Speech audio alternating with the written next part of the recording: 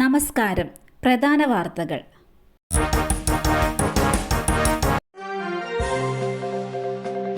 ജലനിരപ്പ് ഉയരുന്നു. ബാണാസുര സാഗർ അണക്കെട്ട് ഷട്ടർ ഇനിയും ഉയർത്തും. വൃഷ്ടിപ്രദേശത്തടക്കം കനത്ത മഴ തുടരുന്ന സാഹചര്യത്തിൽ ബാണാസുര സാഗർ അണക്കെട്ടിൽ ജലനിരപ്പ് ഉയരുന്നു. നിലവിൽ 2-3 ഷട്ടറുകൾ 75 സെന്റിമീറ്റർ ഉയർത്തിയിരിക്കുകയാണ്. ഇനിയും ജലനിരപ്പ് ഉയർന്നാൽ ഷട്ടറുകൾ 85 സെന്റിമീറ്ററായി ഉയർത്താനാണ് തീരുമാനമെന്ന് എക്സിക്യൂട്ടീവ് എഞ്ചിനീയർ അറിയിച്ചു. പരിസര പ്രദേശങ്ങളിൽ താമസിക്കുന്നവർ ജാഗ്രത പുലർത്തണമെന്ന് അധികൃതർ നിർദ്ദേശം നൽകി. കരമാൻ തോട്, പനമരം പുഴയോരങ്ങളിലും താഴ്ന്ന പ്രദേശങ്ങളിലും താമസിക്കുന്നവർ ജാഗ്രത പാലിക്കണമെന്നാണ് നിർദ്ദേശം. കനത്ത മഴയിൽ ആലപ്പുഴയിൽ സ്കൂൾ മതിൽ ഇടിഞ്ഞു വീണു. ആലപ്പുഴ ജില്ലയിൽ തുടർച്ചയായി പെയ്യുന്ന കനത്ത മഴ വലിയ നാശനഷ്ടങ്ങൾ വിതയ്ക്കുന്നു.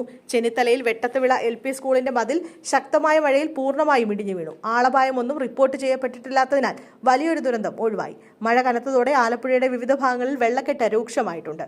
മങ്കൊമ്പിൽ പല പ്രദേശങ്ങളിലും വെള്ളം കയറിയ നിലയിലാണ്.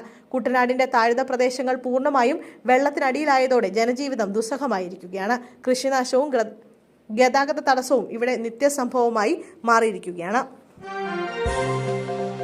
പനവല്ലിപ്പുഴയിൽ അജ്ഞാത മൃതദേഹം ആദ്യം കണ്ടത് പ്രദേശവാസികൾ. വയനാട് പനവല്ലിപ്പുഴയിൽ അജ്ഞാത മൃതദേഹം കണ്ടെത്തി. കാൽവരി എസ്റ്റേറ്റിന് സമീപമാണ് കമിഴ്ന്നു കിടക്കുന്ന രീതിയിൽ മൃതദേഹമുള്ളത്. ആളെ തിരിച്ചറിഞ്ഞിട്ടില്ല. പ്രദേശവാസികളാണ് ഇന്ന് പുലർച്ചെയോടെ യുവാവിന്റേത് എന്ന് തോന്നിക്കുന്ന മൃതദേഹം കണ്ടെത്തിയത്. ഉടൻ തന്നെ പോലീസിൽ വിവരം അറിയിക്കുകയായിരുന്നു. തിരുനെല്ലി പോലീസ് സംഭവസ്ഥലത്തെത്തി അന്വേഷണം ആരംഭിച്ചു. BJP ഹൈവേ ഹവാല കേസ് ഒരാൾ കൂടി പിടിയിൽ. ആലപ്പുഴയിലെ BJP ഹൈവേ ഹവാല കേസിൽ ഒരാൾ കൂടി പിടിയിൽ. തമിഴ്നാട് സ്വദേശി ഭരതരാജാണ് പിടിയിലായത്. ഇതോടെ ഈ കേസിൽ പിടിയിലായവരുടെ എണ്ണം 6 ആയി. മുംബൈയിൽ വെച്ച് രാജ്യം വിടാനുള്ള ശ്രമത്തിനിടെ പ്രതി പിടിയിലായത്. കവർച്ച ചെയ്ത പണം ഒളിപ്പിക്കാൻ സഹായിച്ചത് ഇയാളായിരുന്നു. പാലോട് രവിക്ക് പകരം N ശക്തൻ. തിരുവനന്തപുരം DCC പ്രസിഡന്റിന്റെ താൽക്കാലിക ചുമതല KPCC വൈസ് പ്രസിഡന്റ് N ശക്തന് നൽകിയതായി KPCC president Sunny Joseph MLA അറിയിച്ചു.